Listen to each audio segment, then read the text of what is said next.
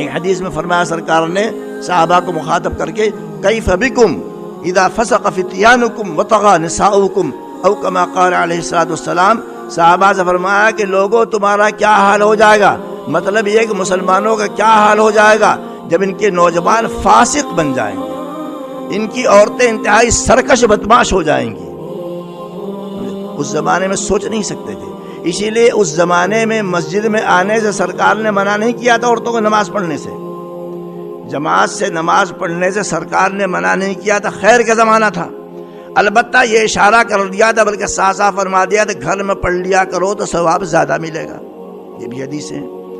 اور یہ بھی فرما دیا گیا کہ بھئی اللہ کے بندیاں آنا چاہتی تو آنے دو، مطلب ہے آنے کی گنجائش تو ہے، بات سمجھ رہے ہیں؟ دونوں حدیثوں کو ملائیے تو مطلب یہ آنے کی گنجائش تو ہے، لیکن بہتر ان کے لیے ثواب ان کو زیادہ ملے گا، یہ اپنے گھر میں نماز پڑھ لیا کریں۔ دونوں حدیثوں کو ملاؤ تو مطلب سمجھ میں آتا ہے، ایک حدیث کو پڑھنے سے مطلب سمجھ میں نہیں آیا کرتا ہے۔ تو کیوں؟ حضور کے زمانے میں آتی تھی، نیا نیا معاملہ تھا، آنے کی اجازت تھی آیا کریں، لیکن بعد کے زمانے میں منع کر دیا گیا۔ کیوں منع کر دیا گیا؟ اس لیے کہ سوسائٹی مخلوط ہو جائے گی۔ اب تو مسجد جو ہے دنیا میں کہیں مسجد بے حیائی کی بدنام نہیں، اللہ کا فضل ہے۔ آپ خود غور کیجئے، اگر نہ کیا آپ کیجئے، آشرم بدنام ہے، چرچ بدنام ہے، دوسرے پوجا خانے عبادت خانے بدنام ہیں کہ اتنی عیاشیاں بدماشیاں وہاں پر ہوتی ہیں، لیکن مسجدیں پاکیزہ ہیں۔ مسجدیں پاکیزہ ہیں کہ نہیں؟ مسجدیں پاکیزہ ہیں۔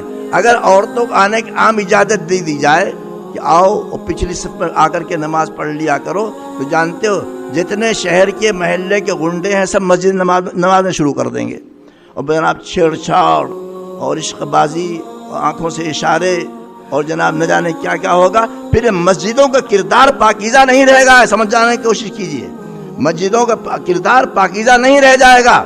یہ بہت بڑا فضل ہے کہ عورتوں اختلاط یہاں پر نہیں ہوتا ہے، اختلاط اگر ہونے لگے گا بہت بڑا بگاڑ بن جائے گا۔ اسی لیے بعد میں صحابہ کرام نے روک دیا تھا بھئی عورتیں مسجدوں میں نہ آئے، کیوں؟ وہ زمانہ پاکیزہ تھا، بعد میں جیسے جیسے زمانہ گزرتا چلا گیا زمانے میں پاکیزگی تقدس باقی نہیں رہ گیا، لوگوں میں احتیاط باقی نہیں رہ گئی، لہذا یہی کہا گیا کہ بھئی آئندہ عورتیں نماز پڑھنے کے لیے مسجد میں نہ آئیں جماعت سے۔ لوگوں نے اپنی بیوقوفی سے مطلب یہ سمجھ لیا کہ عورتیں مسجد میں نہ آئیں۔ بھئی عورتیں مسجد میں آ سکتی ہیں، بازار میں کوئی عورت گئی، نماز کا ٹائم ہو گیا، مسجد میں جا کر کے وضو کر کے اپنی نماز الگ سے پڑھ سکتی ہے۔ عورت کا مسجد میں آنا منع نہیں ہے، جماعت میں شرکت، اور جماعت میں شرکت کیوں؟ اس لیے کہ مرد بھی رہتے ہیں، اس سے منع کیا جاتا ہے۔ مسجد میں آنا کسی عورت کو منع نہیں۔ ایک عورت جا رہی ہے کار پر بیٹھ کر کے بنگلور، راستے میں ظہر کا وقت ہو گیا ہے، اس کو نماز پڑھنی، نمازی عورت ہے، کسی مسجد میں پڑھ سکتی ہے جا کر کے، کوئی منع نہیں، کوئی رکاوٹ نہیں ہے۔ تو لوگوں نے کیا سمجھا مسجد میں آنا منع ہے، مسجد میں آنا منع نہیں ہے، جماعت کی نماز میں شرکت کرنے کو منع کیا جاتا ہے، اور اس کی بہت ساری مصلحتیں ہیں، اس لیے منع کیا جاتا ہے۔ تو فرمایا کیف بکم اذا فسق فتیانکم وطغى نساؤکم، فرمایا صحابہ سے تمہارا کیا حال ہوگا، یعنی مسلمانوں کا کیا حال ہوگا جب تمہارے نوجوان فاسق بن جائیں گے اور تمہاری عورتیں سرکش بن جائیں گی۔ بننے کی نہیں بننے، فاسق کہتے ہیں جو گناہ کبیرہ کرتا ہے۔ گناہ کبیرہ کسے کہتے ہیں؟ بڑے بڑے جو گناہ، شراب پینا، چوری کرنا، جھوٹ بولنا، داڑیاں منڈانا، یہ سب گناہ کبیرہ میں شامل ہے، فاسق ہے۔ اس لیے ایسے کے پیچھے نماز پڑھنا مکروہ تحریمی ہے۔ نوجوان فاسق ہو جائے گا۔ آج کل کے نوجوان کتنا فاسق ہے، ایک محلے میں اگر 100 نوجوان رہتے ہیں تو نماز میں 5 آدمی آتا ہے، باقی کہاں گئے؟ فاسق ہو گئے نہیں ہو گئے، بددین۔ تو اللہ تعالیٰ کی مدد کہاں سے ہوگی؟ لوگ کہا کرتے صاحب اللہ تعالیٰ کی مدد کیوں نہیں ہو رہی ہے، ساری دنیا مسلمان ذلیل ہو رہا ہے۔ اللہ تعالیٰ کی مدد کی شرطیں ہیں، سن رہے ہیں آپ؟ اللہ تعالیٰ کی مدد کی شرطیں ہیں۔ اللہ کے دین کو مضبوطی سے پکڑ لوگے تو فرشتے تمہاری مدد کریں گے۔ فاسق فاجر کی اللہ تعالیٰ مدد نہیں فرمایا کرتا۔ کوئی اللہ تعالیٰ کی رشتہ داری کسی سے نہیں ہے، فسق بڑھ گیا ہے، گناہ کبیرہ۔ لوگ عام طور سب سے بڑا گناہ کبیرہ تو نمازوں کو نہ پڑھنا ہے، اس سے بڑا گناہ کبیرہ کیا ہوگا؟ جھوٹ بولنا ہے، بے پردگی ہے، سب گناہ کبیرہ میں سے ہیں۔ عورتیں بھی فاسق ہو گئی ہیں، مرد بھی فاسق ہو گئے ہیں، تو خدا کی مدد کہاں سے آئے گی؟ وہاں تو ارشاد یہ ہے ان تنصروا اللہ ینصرکم ویثبت اقدامکم، اللہ کی مدد کرو گے یعنی اللہ کے دین کی مدد کرو گے، یعنی خود عمل بھی کرو، دین کی حمایت بھی کرو۔ خود عمل بھی کرو، دین کی حمایت بھی کرو. ان تنصروا اللہ ینصرکم، تو اللہ تعالیٰ تمہاری مدد کرے گا. ویثبت اقدامکم، تمہارے قدموں کو جما دے گا. یہ سب شرطیں ہیں، شرطیں پوری نہیں ہو رہی ہیں، اس لیے اللہ تعالیٰ کی مدد نہیں ہو رہی ہے. سمجھے؟ اللہ تعالیٰ کی مدد آتی ہے ایمانی قوت کی وجہ سے. یہ مسلمانوں میں ایمان قوی ہوتا ہے اور تھا، اور جناب اسی طریقے سے اعمال ان کے اچھے تھے. اب کہاں ہے؟ اب تو یہ حال ہے کہ مسلمان یہ بھی نہیں چاہتے کہ دنیا میں اسلامی حکومت قائم ہو جائے.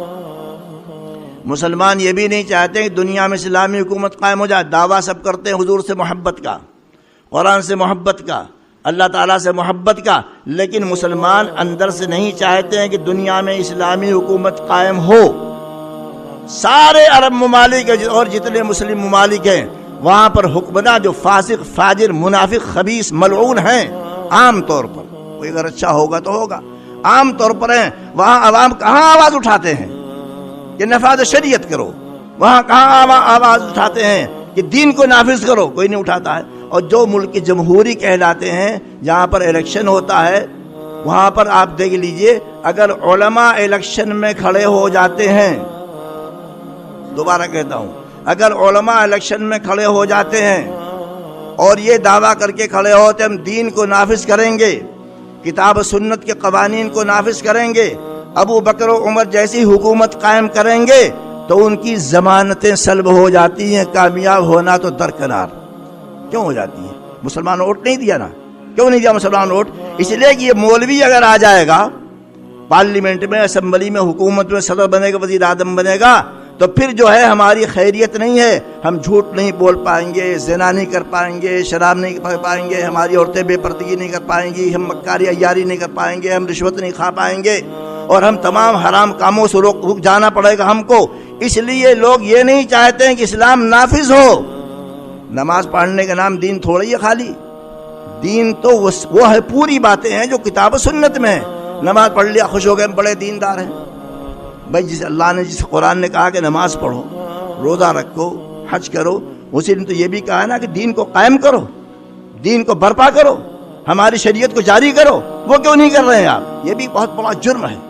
بلکہ قرآن نے یہاں تک کہہ دیا ہے کہ ایسے لوگ جو اسلام کے، مسلمانوں کے دشمن ہیں، ان سے دانت کاٹی دوستی مت کرو، ان کو اپنا بھید مت بتلاؤ، ان کو رازداں مت بتلاؤ. کیوں؟ اس لیے کہ جتنے دشمنان اسلام ہیں یہ انتہائی خطرناک تمہارے لیے ہیں. ان کی دشمنیاں ان کے منہ سے ظاہر ہو جاتی ہے، اور جو کچھ دل میں غلاظتیں چھپا رکھی ہیں دشمنی کی، اس کو تم کو اندازہ نہیں. لا تتخذوا بطانة من دونکم لا یعلونکم خبالا، مت بناؤ بطانہ اپنے علاوہ، مسلمانوں کے علاوہ کسی پر بھروسہ مت کرو. لا تتخذوا بطانة من دونکم لا یعلونکم خبالا. قرآن تم کو آگاہ کر رہا مسلمانوں، لا یعلونکم خبالا، تمہاری بربادی میں کوئی کوتاہی نہیں کرتے ہیں. ودوا ما عنتم، تمہیں تکلیف پہنچ جائے ان کو خوشی ہوتی ہے. زلزلے میں مر جاؤ خوش ہوتا ہے، ایکسیڈنٹ میں مر جاؤ خوش ہوتا ہے، قحط آ جائے مر جاؤ خوش ہوتا ہے، بیماری میں مبتلا ہو جاؤ خوش ہو جائے، بمباری ہو جائے تمہارے اوپر خوش ہو جائے، میزائل برستے ہیں خوش ہو جاتا ہے. ودوا ما عنتم، تمہاری تکلیفوں سے اس کو خوشی ہوتی ہے. قد بدت البغضاء من افواہہم، دشمنیاں ان کے منہ سے ظاہر ہوتی رہتی ہیں. وما تخفی صدورہم اکبر، اور جو کچھ انہوں نے تمہاری دشمنی اپنے دلوں میں چھپا رکھی ہے وہ اکبر ہے، بہت بڑی چیز ہے. تو قرآن پر عمل اس کا نام نہیں آپ خالی نماز پڑھ لیں. قرآن میں جتنی باتیں سب پر عمل کیا جائے. عقائد کیا بتائے ہیں، اعمال کیا بتلائے ہیں، اخلاق کیا بتلائیے، سیاست کیا بتلائیے، حکومت کیا بتلائیے، ان تمام چیزوں پر عمل ہوگا تو کہا جائے گا امت جو ہے وہ دین اسلام پر عمل کر رہی ہے. سمجھے آپ؟ اس میں کمی ہے. تو میں کہہ رہا تھا اگر کوئی عالم الیکشن میں کھڑا ہو جائے تو بیچارے کو کچھ چند ووٹ تو کیا ملتے ہیں، ضمانت ضبط ہو جاتی ہے. جو پیسے جمع کیے تو بھی چلے جاتے ہیں. کیوں؟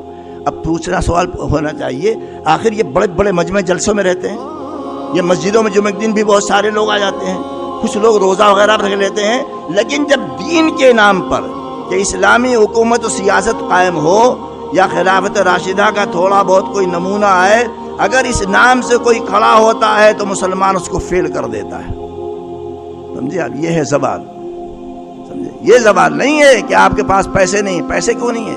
دنیا میں مالدار ترین قوم مجموعی اعتبار سے دیکھیے، دنیا میں مالدار ترین قوم مسلمان ہے۔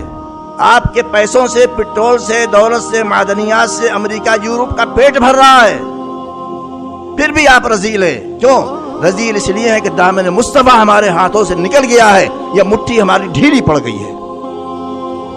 علامہ اقبال نے کسی کو کہا نا، سبب کچھ اور ہے جس کو تو خود سمجھتا ہے، سبب کچھ اور ہے جس کو تو خود سمجھتا ہے، زوال بندہ مومن کے بے زری سے نہیں، زر نہیں ہے، پیسہ نہیں ہے، یہ زوال نہیں ہے۔ صحابہ کے پاس کیا تھا؟ 30 ہزار کے لشکر نے 2.5 لاکھ کو شکست دیا ہے۔ کیا پیسہ تھا؟ ہتھیار بھی ان کے پاس نہیں تھے۔ جنگ بدر میں کیا تھا؟